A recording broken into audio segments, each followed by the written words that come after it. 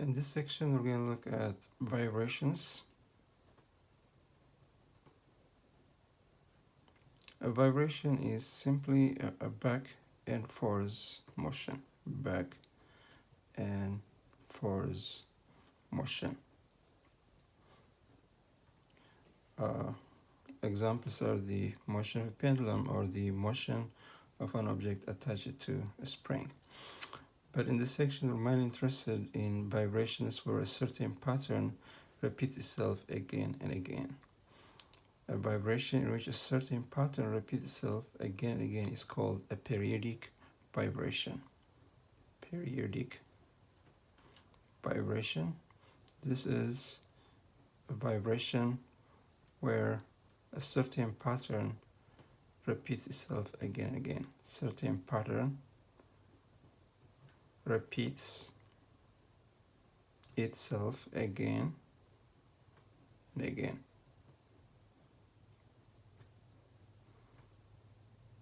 And the time taken for one cycle or the time taken for one pattern is called a period. Period, we're going to use capital T to represent it. This is time taken for one pattern or cycle. Time taken for one cycle or pattern is called a period. And the number of patterns or cycles executed per second is called the frequency. So for frequency, we're going to use F, and this is number of cycles or patterns executed per second.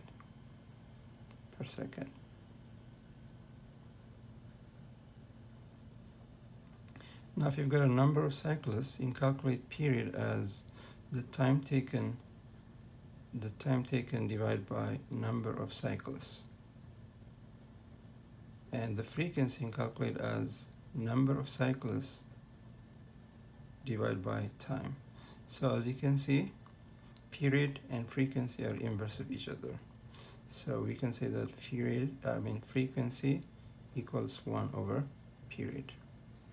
Okay, so the unit of frequency is 1 over second, because the unit of period is second, is 1 over second, and that's defined to be hertz, and abbreviated as Hz. All right. Now,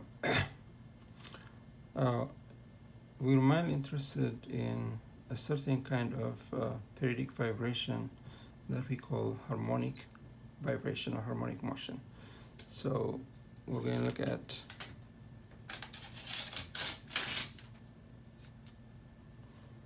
harmonic motion.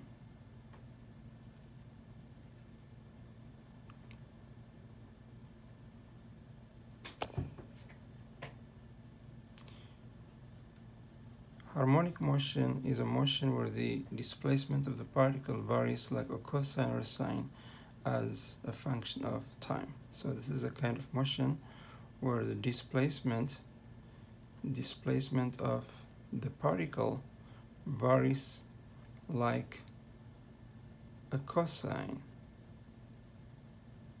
or a sine as a function of time,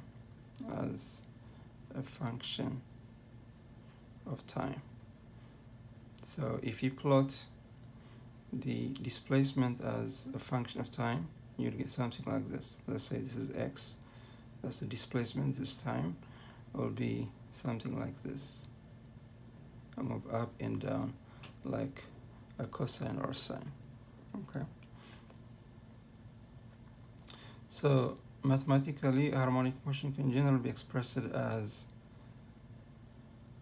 x, the displacement, equals a times cosine of omega t plus beta. This is the general expression for a cosine. Okay. So as you can see, harmonic motion depends on three numbers: this a over here, this omega over here, and this beta. So let's look at these numbers. A is called the amplitude of the motion, and this graph, it represents this value over here. It is the maximum value of the displacement, because the maximum value of cosine is 1, so the maximum value of displacement would be A. So it represents the maximum displacement of the harmonic motion, maximum displacement of the harmonic motion. And this number over here, omega, is called angular frequency. Angular frequency. And it controls how fast the vibration is being executed. It controls the numbers of cycles per second. If you increase it, the number of cycles per second increases. If you decrease it, the number of cycles per second decreases.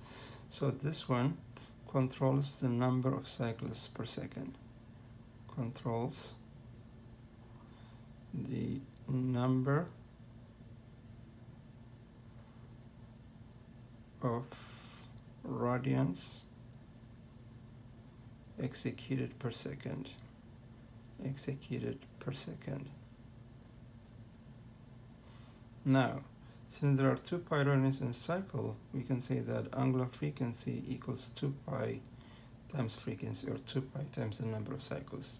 Okay, and since frequency is 1 over period, we can also say this equals 2 pi over t. All right, so the angular frequency determines how fast the particle is vibrating.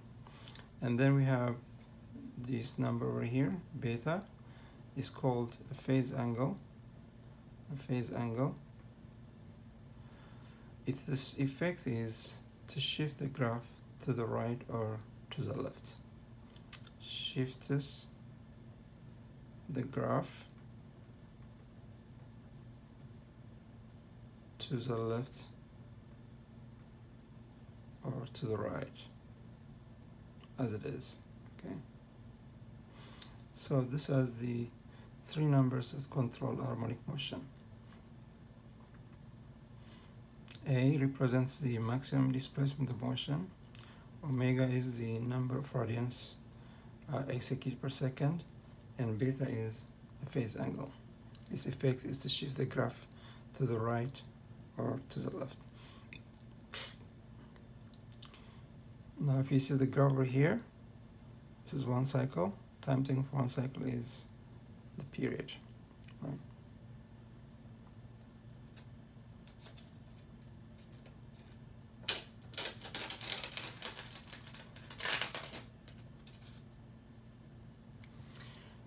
Now, let's look at the causes of harmonic motion. What causes harmonic motion? It has to do with the relationship between the force and the displacement. So let's look at relationship between force and harmonic motion. Harmonic motion occurs when the force is proportional and opposite to the displacement. Okay, so harmonic motion occurs when the force is proportional and opposite to the displacement. So if we represent force by F and X by displacement, we can represent that relationship as negative K times X. The force acting on the particle is proportional to the displacement, and the negative means the force and the displacement are opposite.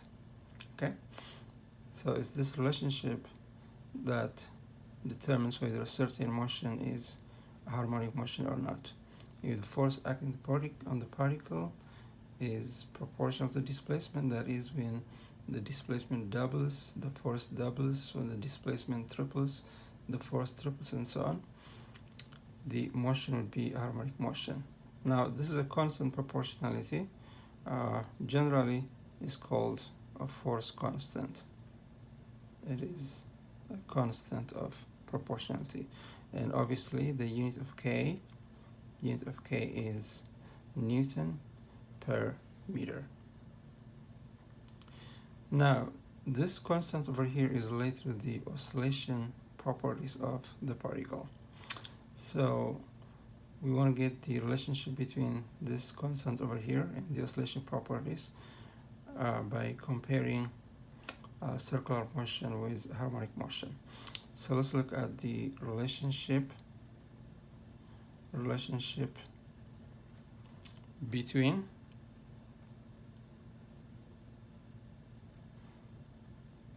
harmonic motion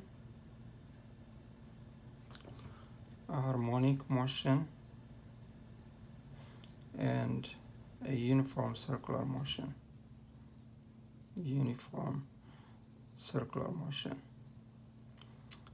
If you remember, a uniform circular motion is a motion where a particle moves in a circular path with a constant speed.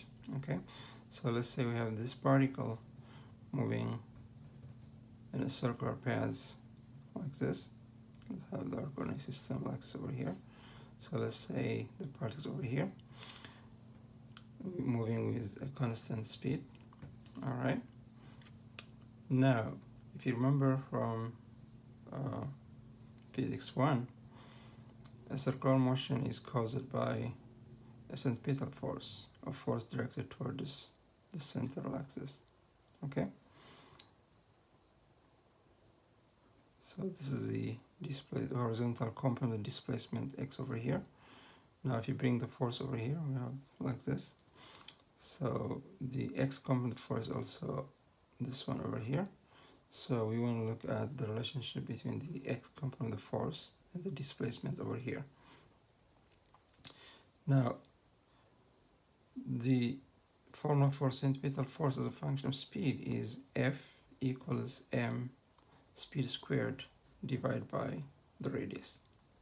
Okay, well this is r, the radius. And if you remember, linear speed equals angular speed times the radius. All right, so we've got F equals m omega r squared divided by r. So you get mass times omega squared times the radius. So this is the magnitude of the force over here. Now the x component would be the negative of the cosine of this. It's negative because it's the left, right? So the x component would be the negative of this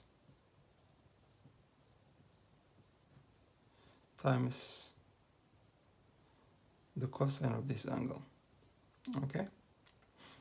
Now let's say this angle is theta, all right, cosine of theta.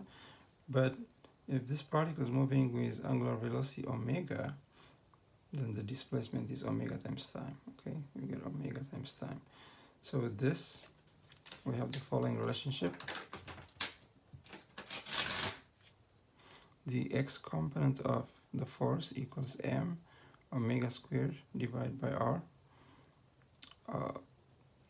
times r times cosine of omega t, and there's a negative sign over here. Okay, now look, r times cosine of t is simply the x component of the displacement. Okay, so you've got fx equals the negative of m omega squared times r times x.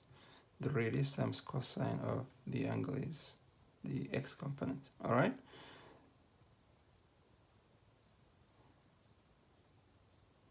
So now we see that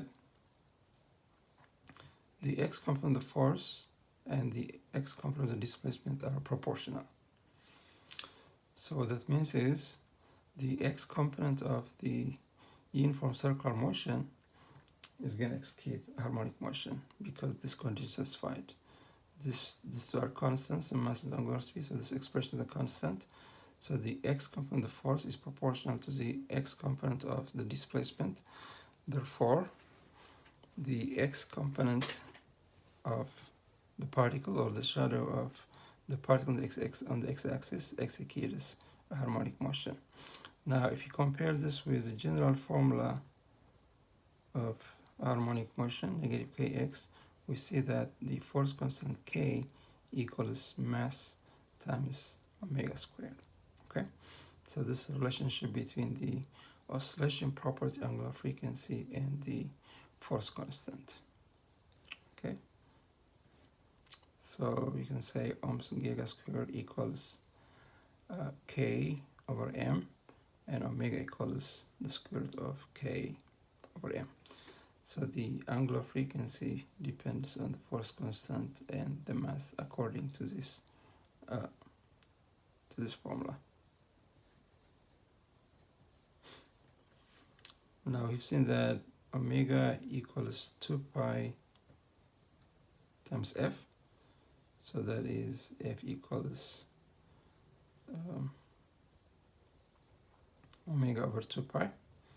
So we can get a formula for frequency as 1 over 2 pi square root of k over m. And then the period is 1 over frequency, so it follows that period equals 2 pi square root of m over k.